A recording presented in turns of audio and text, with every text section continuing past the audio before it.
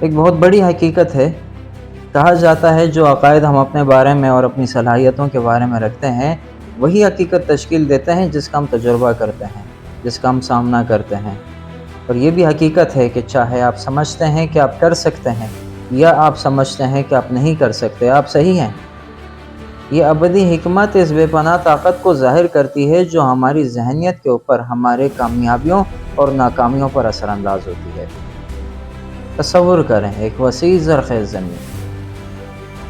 اگر آپ شک اور خوف کے بیج بوئیں گے تو آپ مایوسی اور محدودیت کا فصل کاٹیں گے، لیکن اگر آپ یقین اور اعتماد کے بیج بوئیں گے تو پھل وافر مقدار میں ہوں گے، آپ کے خوابوں اور خواہشات کو پورا کریں گے۔ یہی ہمارے ذہن کا منظرنامہ ہے، جہاں یقین بیج بونے والا بھی ہے اور فصل کاٹنے والا بھی ہے۔ ایک مٹی کے برتن بنانے والے کاریگر کی کہانی سنیں، جو اپنی چاک پر یعنی اپنی چرخی پر محنت سے مٹی کو خوبصورت برتنوں میں شکل دیتا ہے۔ ایک دن ایک راہگیر نے اس کے کام کی تعریف کرتے ہوئے پوچھا، آپ کیسے مٹی سے اتنی خوبصورتی پیدا کر لیتے ہیں؟ کاریگر نے مسکراتے ہوئے کہا، میں مٹی میں حتمی شکل دیکھتا ہوں اس سے پہلے کہ میں اسے چھوؤں۔ یہ یقین ہے کہ یہ کیا بن سکتا ہے جو میرے ہاتھوں کی رہنمائی کرتا ہے۔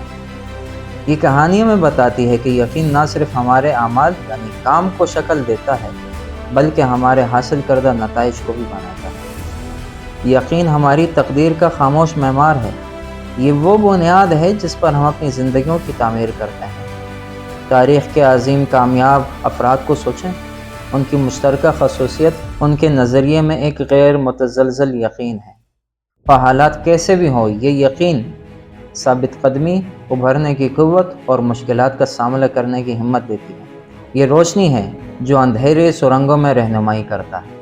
اپنی زندگیوں میں ہمیں یہ تسلیم کرنا چاہیے کہ ہمارے عقائد یا تو ہمارے سب سے بڑے دوست ہوں گے یا سب سے بڑے دشمن۔ محدود عقائد ہمیں اوسط درجے تک باندھنے والے زنجیروں کی مانند ہیں۔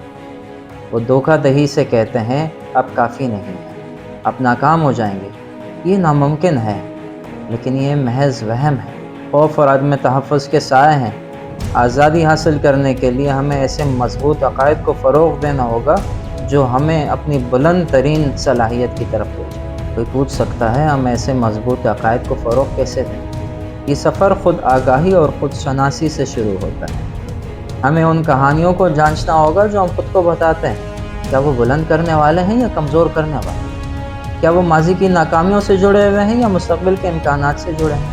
ایک بار جب ہم محدود عقائد کی نشاندہی کر لیتے ہیں تو ہم انہیں چیلنج کر سکتے ہیں اور دوبارہ بنا سکتے ہیں۔ میں نہیں کر سکتا کہنے کے بجائے میں سیکھ رہا ہوں کہیے۔ میں کافی اچھا نہیں ہوں کہنے کے بجائے میں مسلسل بہتر ہو رہا ہوں کہیے۔ زبان میں یہ تبدیلی بتدریج ہمارے ذہنیت کو دوبارہ بناتی ہے۔ ہاں، ایک نوجوان عقاب کی کہانی سے کچھ انسپریشن حاصل کریں۔ ایک دن ایک طوفان نے عقاب کا گھونسلہ تباہ کر دیا اور عقاب کا بچہ چوزوں کے گھونسلے میں جا گرا۔ مرغیوں کے درمیان پرورش پاتے ہوئے عقاب بھی خود کو مرغی ہی سمجھنے لگا۔ وہ زمین پر ٹوکرے مارتا رہا، کبھی آسمان کی طرف نہیں دیکھا۔ ایک دن ایک بوڑھے عقاب نے نوجوان عقاب کو دیکھا اور کہا، تم مرغی نہیں ہو، تم عقاب ہو، تم ہواؤں کے بادشاہ ہو، اپنے پروں کو پھیلاؤ اور اڑو۔ اول تو نوجوان عقاب جو تھا وہ ہچکچایا، اپنے پرانے عقائد سے چمٹا ہوا تھا، لیکن حوصلہ افزائی کے ساتھ اس نے اپنے پروں کو پھیلانا شروع کیا اور کوشش کرتے کرتے جلد ہی آسمانوں کی اونچائی تک پہنچ گیا۔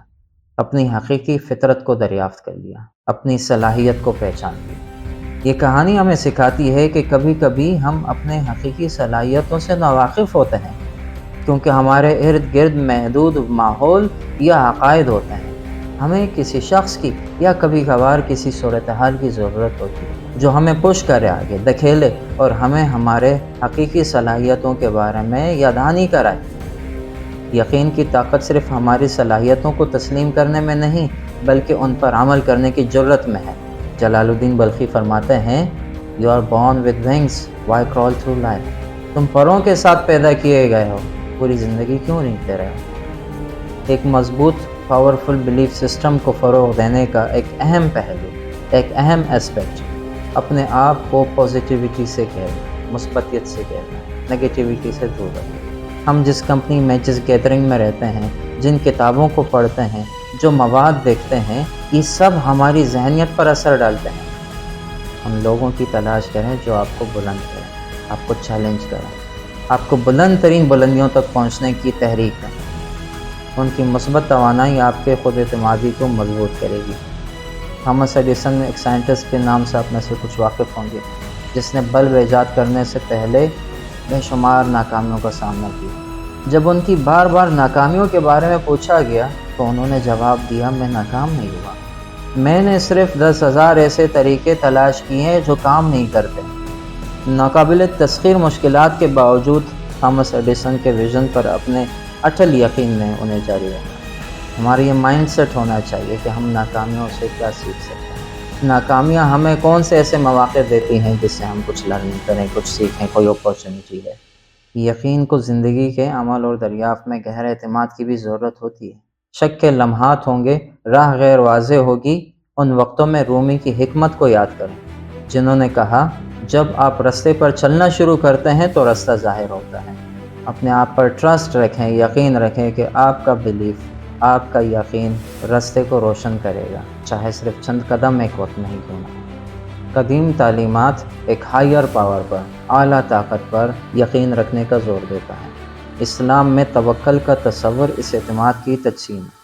اس کا مطلب یہ ہے کہ اللہ تعالیٰ پر اعتماد رکھنا، جبکہ اپنی صلاحیت کے اندر ہر چیز کو کرنا، اس میں کسی بھی قسم کی کمزوری ظاہر نہ کرنا۔ کوشش اور اعتماد کا یہ توازن ایک طاقتور بلیف سسٹم تشکیل دیتا ہے۔ آئیے تصور کی اہمیت پر بھی غور کریں۔ یہ طاقتور ٹیکنیک ہمارے مقاصد اور کامیابیوں کو واضح ذہنی تصور بنانے میں مشتمل ہوتی ہے۔ ایتھلیٹس مثال کے طور پر اکثر اپنی کارکردگی کو بہتر بتانے کے لیے تصور کا استعمال کرتے ہیں، امیجنیشنز کا استعمال کرتے ہیں۔ اپنے اقدامات کو ذہنی طور پر دہرانے سے وہ اپنی مطلوبہ نتائج حاصل کرنے کی صلاحیت پر مضبوط یقین پیدا کرتے ہیں۔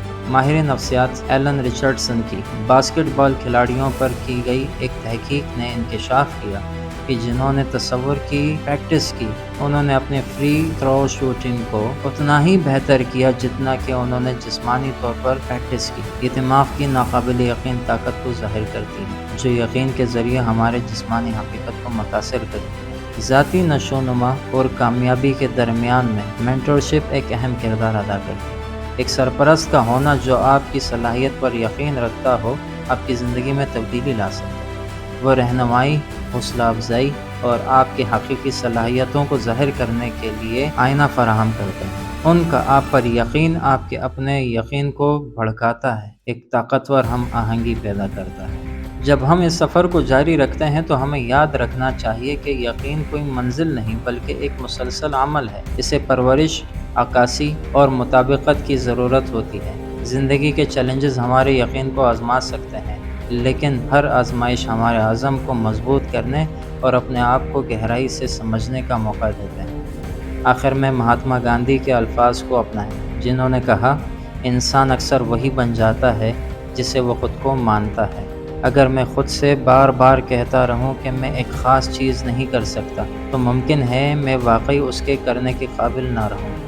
اس کے برعکس اگر میں یہ یقین رکھوں کہ میں یہ کر سکتا ہوں، تو میں یقینی طور پر اس کی صلاحیت حاصل کر لوں گا، چاہے میرے پاس ابتدا میں وہ صلاحیت نہ ہو۔ دوستوں، یقین کی طاقت ہم سب کے اندر ہے۔ یہ وہ چابی ہے جو ہماری صلاحیتوں کو کھولتی ہے، وہ قوت ہے جو ہمیں ہمارے خوابوں کی طرف لے جاتی ہے۔ اسے بڑے خیال کے ساتھ اس کی پرورش کریں، شک سے محفوظ رکھیں اور پازیٹیوٹی کے ساتھ اس کی آبیاری کریں۔ آخر میں ہمارے عقائد ہماری حقیقت کو تشکیل ہی تو دیتے ہیں، اور ہماری حقیقت ہماری اندرونی لامحدود طاقت کا عکس ہے۔ نبی اکرم صلی اللہ علیہ وسلم کا فرمان ہے، اعمال کا دار و مدار نیتوں پر ہے، اور ہر انسان کے لیے وہی کچھ ہے جو اس نے نیت کی ہو۔